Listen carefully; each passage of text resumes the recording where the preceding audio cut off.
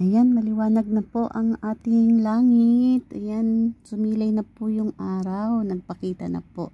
Anong oras na ba ngayon? Ayan, alas 11 na po.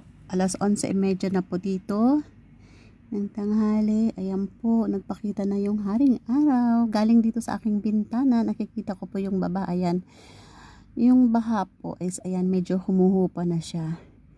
Ayan, medyo humuhupa na siya. So, sigurado nito bukas, papasok na ako. Kawawa naman yung bahay ng amo ko. Ayan po, ang baha, medyo humuhupa na po.